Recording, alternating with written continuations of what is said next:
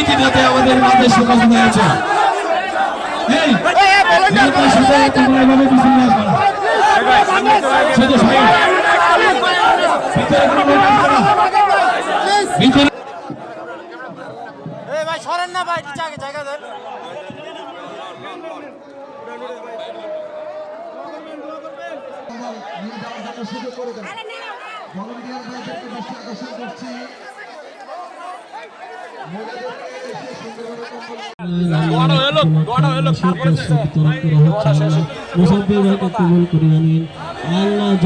আজকে তিনি অসুস্থ হাসপাতালে শুয়ে আছেন।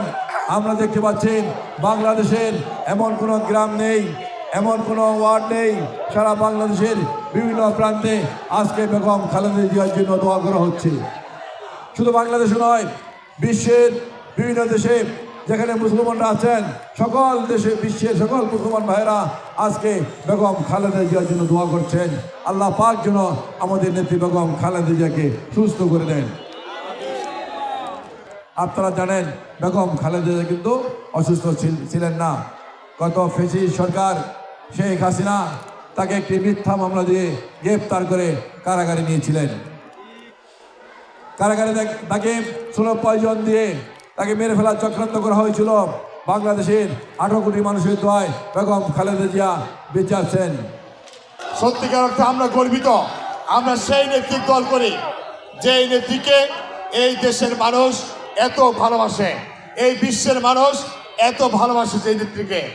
আজকে সেই নেত্রীর জন্য আমরা সকলে দোয়া চাই। আমাদের নেত্রী মাটিও মানুষের নেত্রী বেগম খালেদা জিয়ার জন্য দোয়া করব। আল্লাহ যেন তাকে সুস্থ করে আমাদের মাঝে ফিরিয়ে দেন, তিনি যেন এদেশের মানুষের সেবা করতে পারেন।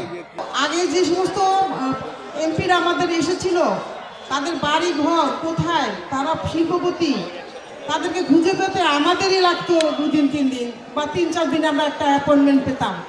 কিন্তু আমাদের এই নেতা যদি পাশ করে আসে, আশা করি আপনারা মা বোনরা আমরা সবাই সকলে হাত বাড়াইলে তাকে পাবো।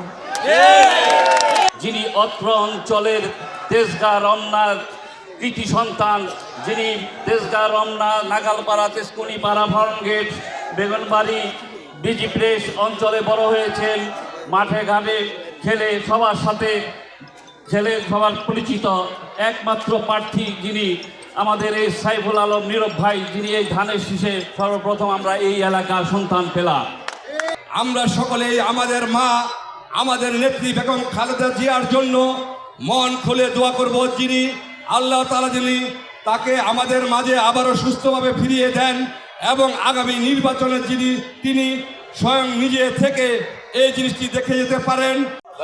সাবেক 3 প্রধানমন্ত্রী, রাষ্ট্র ঘোষিত বিবিআইপি এবং বাংলাদেশের জনপ্রিয় নেত্রী দেশনেত্রী বেগম খালেদা জিয়া অসুস্থ, তাই বাংলাদেশ অসুস্থ, সেরে উঠুন বাংলাদেশ।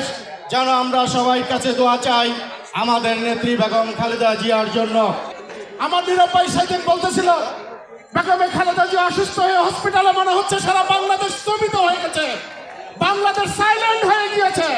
বন্ধুরা, আল্লাহর দরবারে আমাদের সাইফুল আলম নীরব মানবতার ফেরিওয়ালা আজকে 10 থেকে 12 দিন প্রত্যেক ওয়াক্ত নামাজ বিভিন্ন মসজিদে পড়েছেন এবং আমাদের দেশনেত্রী বেগম খালেদা জিয়ার জন্য আল্লাহর দরবারে 12 আসনের সকল স্তরের জনগণকে দিয়ে আল্লাহর দরবারে 2টি হাত তুলে কান্নাকাটি করেছেন।